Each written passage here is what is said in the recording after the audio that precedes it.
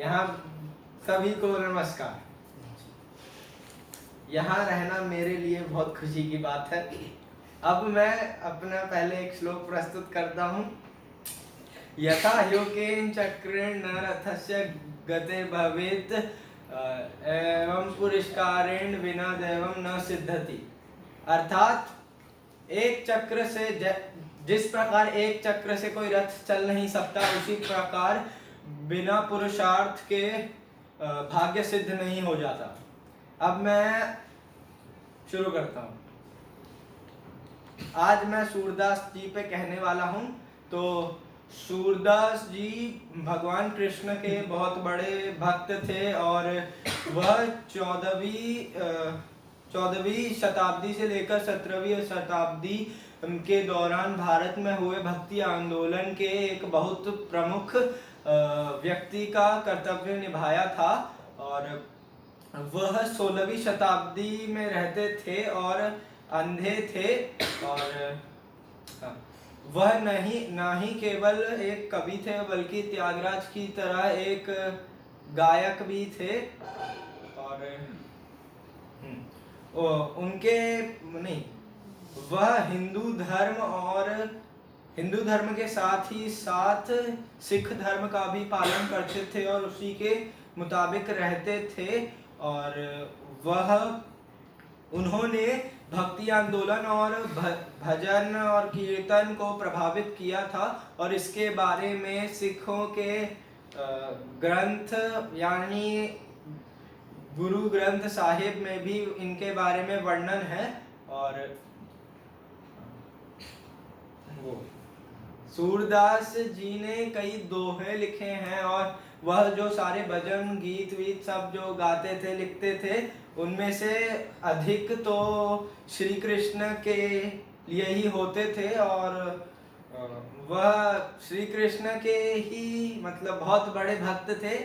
और वह जन्मांध थे, मतलब जन्म से ही अंधे थे। और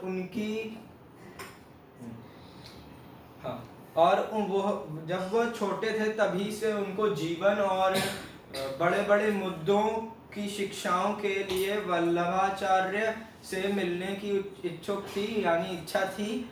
और धीरे धीरे उनकी शिक्षाओं से प्रभावित होकर उन्होंने श्री कृष्ण पे गीत लिखना शुरू किया था। और उन्होंने बहुत से, उनके पिताजी का नाम श्री रामदास सारस्वत था और उनकी बहुत सी रचनाएं भी थी।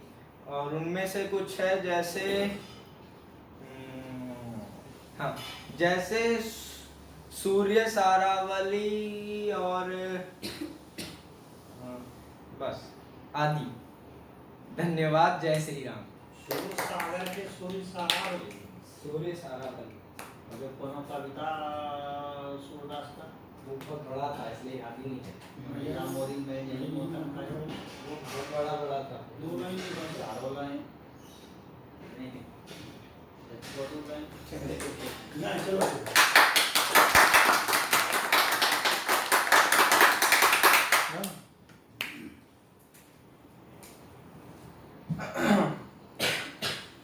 सुसंध्या। सबसे पहले तो मैं श्लोक प्रस्तुत करूंगा। अपि स्वर्णमयी लंका नामे लक्ष्मण रोचते जननी जन्मभूमिश्च स्वर्गादपि गरीयसी। इसका अर्थ है कि हे लक्ष्मण, ये स्वर्ण से बनी लंका मुझे पसंद नहीं आई क्योंकि अपनी माता तथा मातृभूमि स्वर्ग से भी बड़ी होती है। अब मैं बताऊंगा पुराण के बारे में। तो पुराण शब्द का अर्थ होता है पुराना। पुराण जो होते हैं वो धार्मिक ग्रंथ हैं जो बहुत पहले लिखे गए थे जिसमें सृष्टि, देवी देवताओं, ऋषि मुनि तथा राजाओं के बारे में वर्णन किया हुआ है। पुराणों को बहुत ज़्यादा महत्वपूर्ण माना गया है हिंदू धर्म में। पुराणों में बहुत सारी बहुत सारे मतलब इन्फॉर्मेशन लिखी हुई है अलग अलग टॉपिक के ऊपर। और बहुत सारे पुराणों में सबसे ज़्यादा महत्वपूर्ण महापुराण या फिर प्रमुख पुराण होते हैं। ये टोटल 18 होते हैं। तो ये टोटल 18 जो पुराण है, इसमें अलग अलग देवी देवताओं को केंद्र मानकर धर्म अधर्म, कर्म अकर्म और इन सब का धर्म अधर्म का वर्णन किया हुआ है।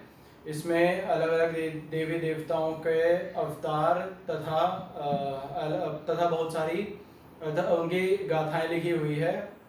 तो जो 18 पुराण है, उनमें से मैं जो 3 मुख्य पुराण हैं उनके बारे में बताऊंगा।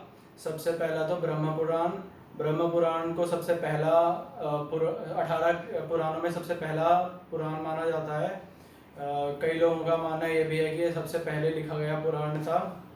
ब्रह्म पुराण में सृष्टि के जन्म, जल की उत्पत्ति, देवी देवताओं का जन्म का वर्णन किया है। इसमें मानव जाति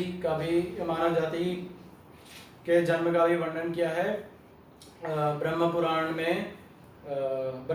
में मानव विकास के बारे में बताकर श्री राम और श्री कृष्ण के बारे में भी बताया गया है। ब्रह्म पुराण में श्री राम और श्री कृष्ण के अवतार को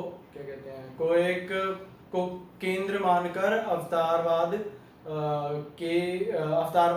की प्रतिष्ठा की गई है। ब्रह्म पुराण में धरती की शुरुआत से लेकर उसके अंत तक का संपूर्ण वर्णन किया हुआ है। जो दूसरा पुराण जिसके बारे में बताऊंगा वो है विष्णु पुराण। विष्णु पुराण बहुत ज़्यादा महत्वपूर्ण पुराण माना जाता है सारे पुराणों में। इसमें इसके प्रतिपाद्य विष्णु जी हैं, जिसमें उनके कई अवतारों के बारे में बताया गया है। विष्णु पुराण में विष्णु जी को केंद्र मानकर धर्म अधर्म, सत्य असत्य तथा भक्ति के बारे में बताया गया है। इसमें विष्णु जी के कई अवतारों का भी वर्णन किया गया है। विष्णु पुराण में मुख्य रूप से वैसे श्री कृष्ण और श्री राम के बारे में बताया गया है। जो तीसरा पुराण जिसके बारे में बताने वाला हूँ वो है शिव पुराण। शिव पुराण में शिव जी को ही केंद्र मानकर उनके बारे में बताया गया है। शिव जी को पंचदेवों में सिद्धि परमेश्वर मान के उनके बारे में बताया गया है। इसमें शिव जी के मतलब थिंकिंग और जो फिलॉसफीज हैं तथा सत्य असत्य के बारे में बताया गया है। शिव पुराण को कई लोग शिव पुराण को सबसे ज़्यादा महत्वपूर्ण पुराण, सारे पुराणों में सबसे ज़्यादा महत्वपूर्ण पुराण मानते हैं, क्योंकि इसमें मतलब जो एवरीडे क्वेश्चंस को छोड़ के जो बिगर क्वेश्चंस हैं उसके बारे में बताया गया है। धन्यवाद।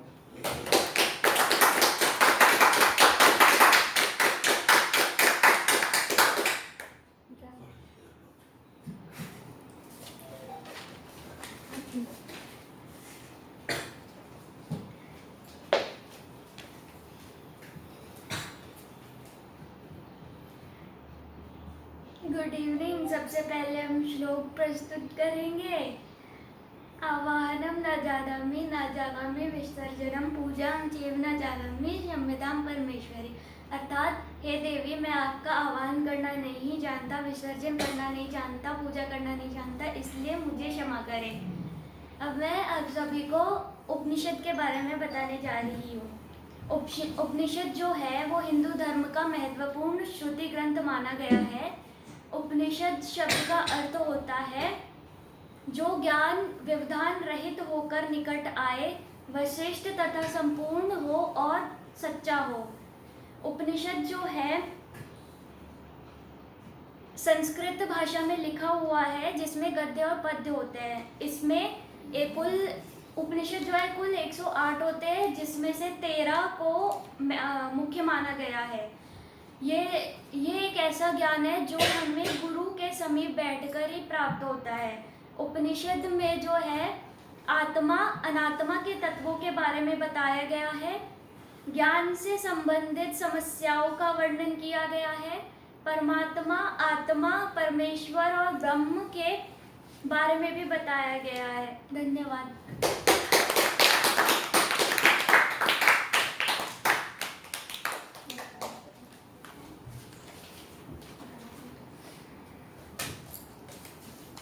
Good evening. पहले श्लोक से शुरू करेंगे।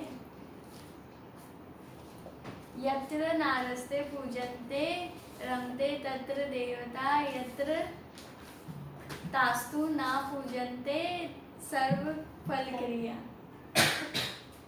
इसका अर्थ है कि जहाँ नारी की पूजा होती है वहाँ देवता का वास है। जहाँ नारी की पूजा नहीं होती वहाँ सब व्यर्थ है। अब हम वेद के बारे में बताएंगे। वेद का शाब्दिक अर्थ ज्ञान है। वेद सबसे प्राचीन और पवित्र शास्त्र है। वेद अग्नि, वायु और जल के तपस्या से प्राप्त हुआ है। वेद कहा जाता है कि विष्णु ब्रह्मा जी के चारों मुख वेद हर एक वेद को दर्शाते हैं।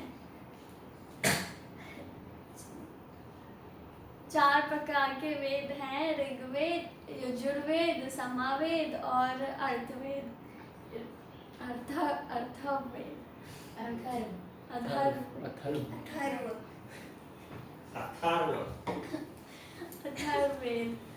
ऋग्वेद में मंत्रों के बारे में दिया गया है। यजुर्वेद में यज्ञ कैसे करना है और यज्ञ के मंत्रों के बारे में दिया है। सामवेद में संगीत के बारे में दिया गया है और अथर्ववेद में चमत्कार के बारे में दिया गया। चमत्कार और जड़ी बूटियों के बारे में दिया गया। धन्यवाद।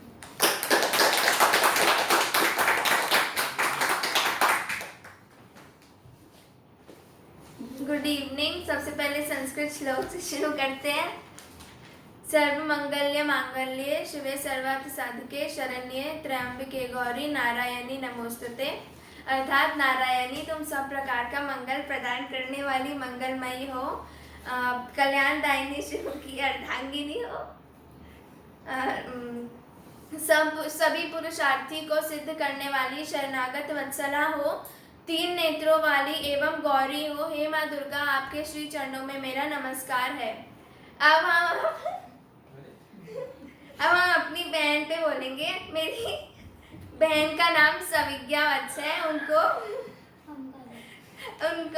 बंकी दीदी भी बोला जाता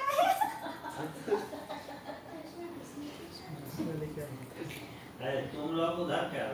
बंकी दीदी का जन्म 28 जुलाई 2000 में भागलपुर में हुआ था।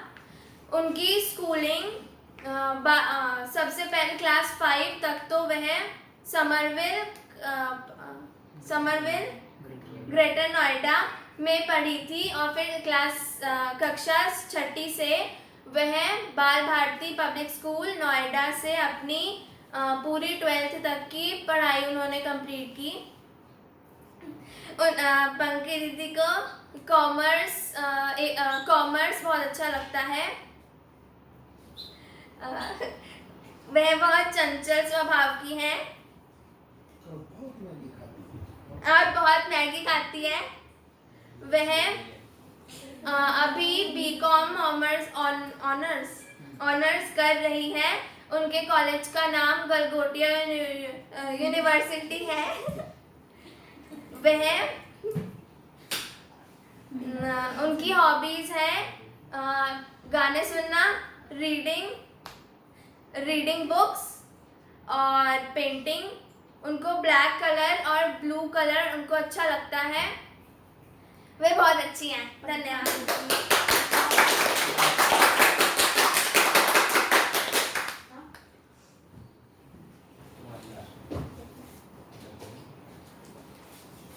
शुभ संध्या। मैं श्लोक से शुरू करूँगा। आलसस्य कुतो विद्या, अविद्यस्य कुतो धनम, अधनस्य कुतो मित्रम, अमित्रस्य कुतः सुखम। इसका अर्थ है आलसी को विद्या कहाँ, बिना विद्या के धन कहाँ, बिना धन के मित्र कहाँ और बिना मित्र के सुख कहाँ। अब मैं अपनी सबसे बड़ी दीदी अंकी दीदी पर बोल रहा हूँ। उनका पूरा नाम आकांक्षा वत्स है और घरेलू नाम बहुत सारे हैं, अंकी दी, अंकु, अंकी और बहुत सारे हैं।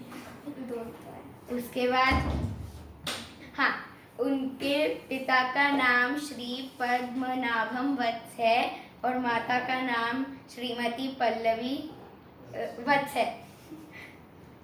उसके बाद उन्होंने अपनी विद्यालय की शिक्षा समरविल स्कूल तथा बाल भारती स्कूल से पूरी करी है और उनका मतलब ज़्यादा ध्यान कॉमर्स साइकोलॉजी और बायोलॉजी में है और अभी वह मेडिकल कर रही हैं। सेकेंड ईयर में है TS मिश्रा कॉलेज लखनऊ में। उसके बाद और क्या, हाँ, उनका मतलब हम बता देते हैं वो ज़्यादातर दिन में क्या करती हैं। पहला, ज़्यादातर सोती रहती हैं। दूसरा, मोबाइल पे फेसबुक या इंस्टाग्राम चलाते रहती हैं। तीसरा, टीवी पे कार्टून गाना सब सुनते रहती है। चौथा, दादी माँ का ध्यान रखती हैं, मतलब रात में भी, सुबह तो सोती रहती है, दोपहर में। उसके बाद पांचवा, बंकी दी के साथ ज़्यादा ही टाइम स्पेंड करती है। उसके बाद हाँ, चाय पीना पसंद है। फिर और थोड़ी सी लेजी भी है, थोड़ी सी एक्टिव भी है। और बस, धन्यवाद, जय हिंद।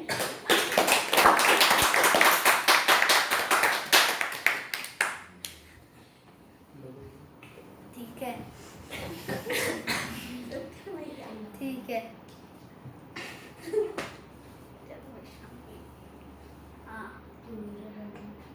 कर्पूरगोयं करुणावतारं संसार सारं भुजगेन्द्रहारं सदा वदन्तं हृदयारं वन्दे भवं भवानी सीतं नमामि।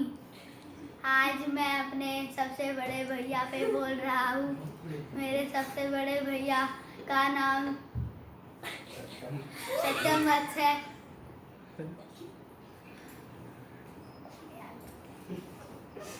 हाँ, तो वो लेजी नहीं है।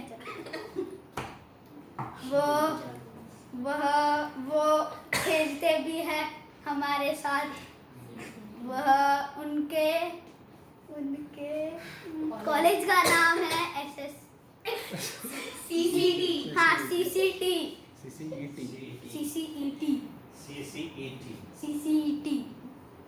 कहाँ है? चंडीगढ़। नाम ही बोलो पूरा। ठीक है। वह बहुत अच्छे हैं। वह पढ़ाई में बहुत अच्छे हैं। वह इंग्लिश और मैथ्स में बहुत अच्छे हैं। वह कंप्यूटर में भी बहुत अच्छे हैं। वह हिंदी में अच्छे हैं। वह महान है।